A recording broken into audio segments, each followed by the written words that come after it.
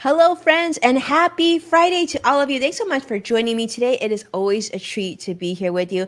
I know those of you who are our regulars we're waiting for In the Loop, but unfortunately, we're not doing In the Loop today. I'm gonna go and just do a really quick level up live with you. We will be back with Greg next Friday, so definitely stay tuned. We're excited to catch up with you, and we have a special episode ready for you next week. But here we go. All right, today's welcome, of course, to today's live level up conversation. Whether you're tuning in live or catching me on the replay, I'm so excited to be ending the week with all of you. So let's go ahead and jump right in.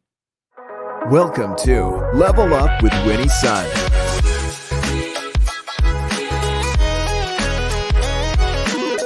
Market update. Speed round. Award-winning financial pro. And now, get ready. I present to you Level Up with Winnie Sun.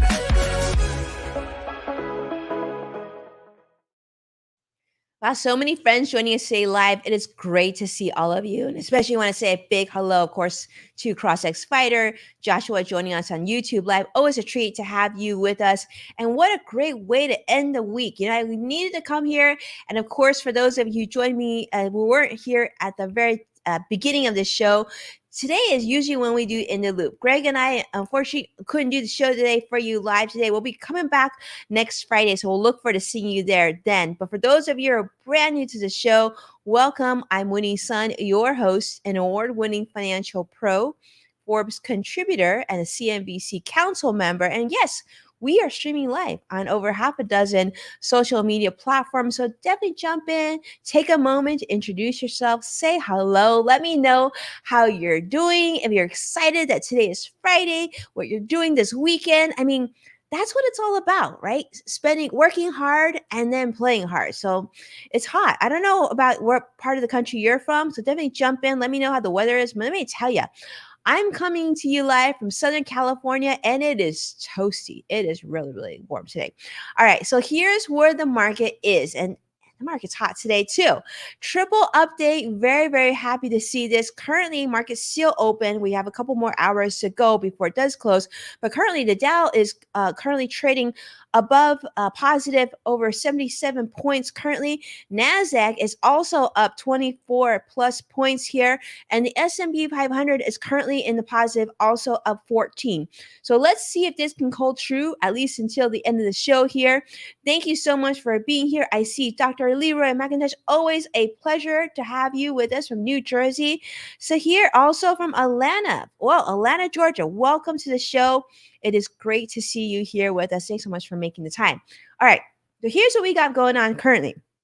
As I just mentioned, the stock market is doing very, very well. Stocks continue to rise. You know, a lot of traders are evaluating some of the corporate earnings that have come in. But this is something that I'm excited to share with you. The Dow Jones Industrial Average is currently on a 10-day winning streak. Now, the 30 stock Dow climbed, as you know, 53 some points earlier. But if it continues, this is going to be, my friends, the longest winning streak for the Dow since 2017, since August of 2017.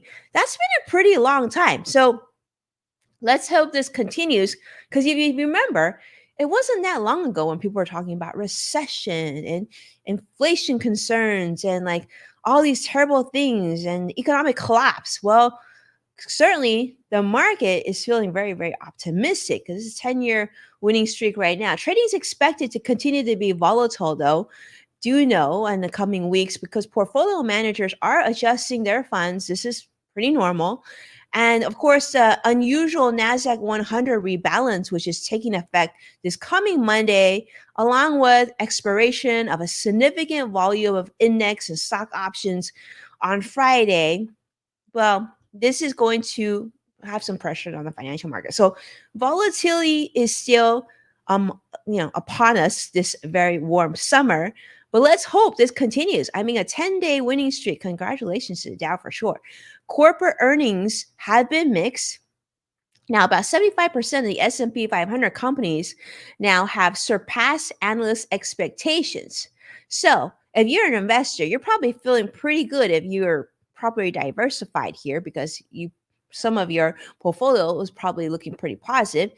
Now, this is still slightly below the 3-year average of 80% on in terms of positive earnings, in terms of corporate expectations, but still, we'll take it. This is good. This is certainly good news. But here's what I want to do. I want to segue to our next story, though, because, you know, I don't know. I almost want to raise your hand if you're using AI. Okay, since I can't see your hands, we are live here. If you want to go ahead and put an emoji in comments with your hand risen, I can see how many of you are currently using AI, currently using some sort of GPT, Chat GPT, Apple GPT is coming. Are you using some form of AI? Because this is a story that we've been following on for a few weeks now of sort of the progression of AI and some of the, different people, different uses.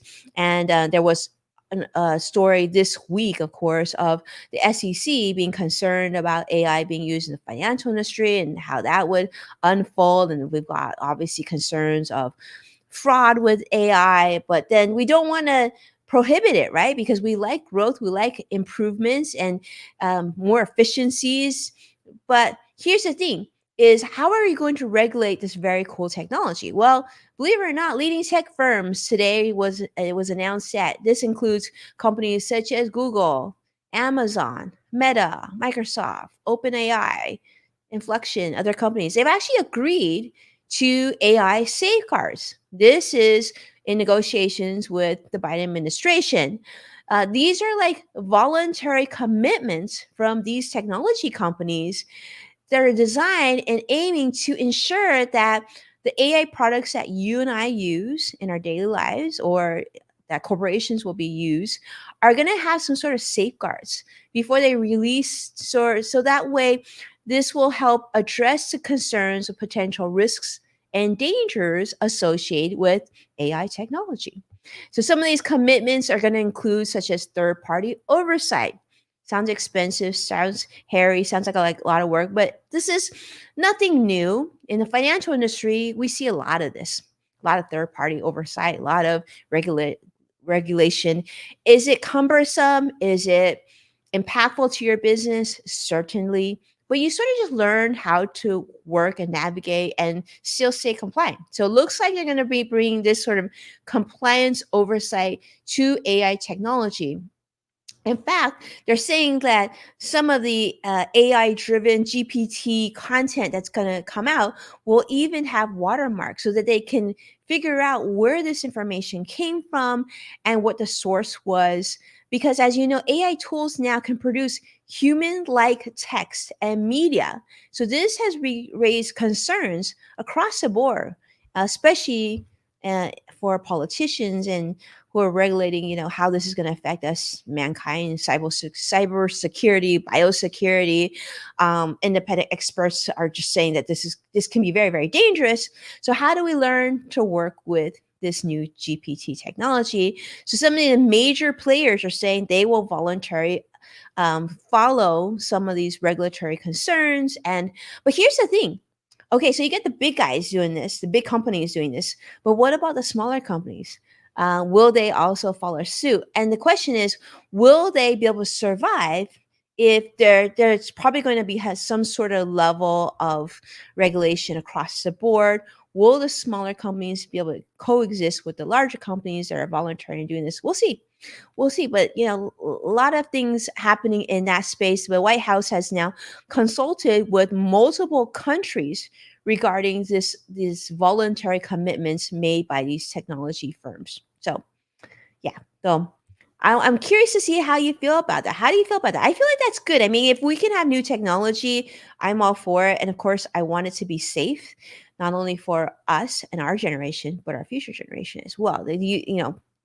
Let's see if this can continue on. And I want to say welcome to Ed Terrace joining us from the desert, 110 plus today. It's great to be here with you, Ed. Thanks so much for joining us. And Vicky joining us from across the pond. Wonderful to see you.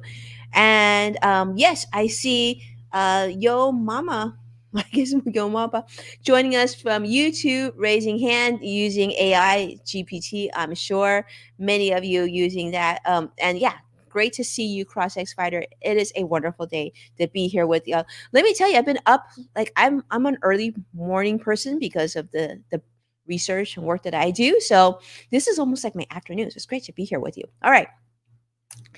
I want to talk to you about this. We talked about the heat. Ed, who's joining us from the desert, is experiencing 110-degree weather. I don't know where you're all joining me from. Let me just say it's really warm where I'm at as well, but not to that degree.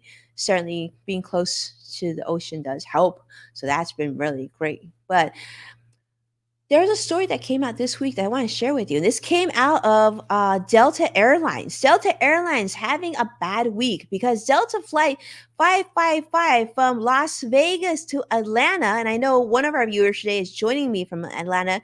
I don't know if you read about this in the news, but get this.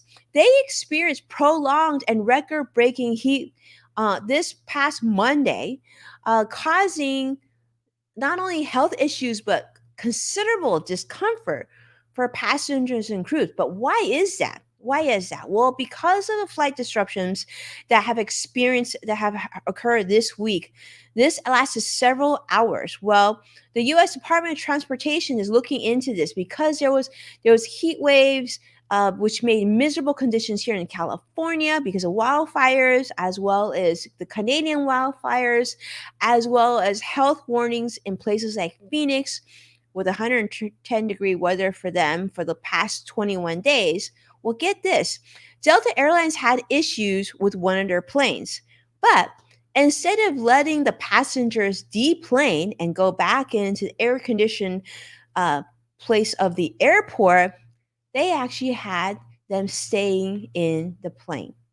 This made so cabin temperatures rose so much that people were falling ill, leading to, of course, a canceled flight.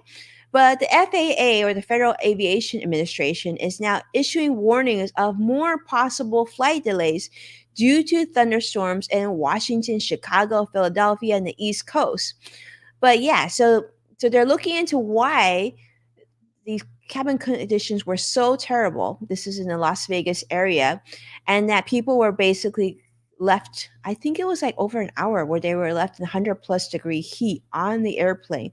One passenger and one flight attendant had to be transported to a local hospital for heat related illnesses. Delta has since apologized to affected customers. They're offering compensation, hotel stays, food vouchers, all that stuff. But I mean, yeah, that's the question I want to share. I want to ask all of you, like, what do you do in that situation? I mean, even the flight attendant couldn't get off the plane. They were restricted and they were required to stay on the plane. But yeah, I know. Vicky is like, oh my goodness. Ed said 4 hours. Thank you so much, Ed, for filling in the blanks for that. 4 hours that they were kept on the plane. Um, that's incredible. Well, hopefully you're not getting on a plane anytime soon. If you are, I wish you the best and safety. You know what you might want to do though? You might want to pack one of those cooling towels. I don't know if you've seen this. My kids do outdoor sports. So, they sell these like really inexpensive cooling towels. They're just like microfiber towels. But when you wet them and you kind of like, stretch them, they become really, really cool. I think I would pack that for my next flight if you're going to be flying in the next few weeks or next few months while we're dealing with record heat here. But thank you so much, my friends, for being here. Thank you so much for tuning in. Very, very short show. I just want to pop in, say hello, especially those of you who regularly watch us on Fridays for In the Loop. We'll be back with you with Greg on Friday for In the Loop, and of course we'll be back next week for more Level Up episodes. But thank you so much for being here. Thank you so much for our esteemed audience for watching, tuning in to Level Up Live. If you enjoyed this video, do me a favor and like and subscribe and share it on social media, just like I know Vicky does and Joshua do. Thank you so much. When you share it on social, tag me at Winnie Sun so I can properly thank you on a future episode. And don't forget that you can find full episodes of Level Up with Winnie Sun on NASDAQ, Amazon Fire, Samsung, LG, Roku, and many other streaming platforms.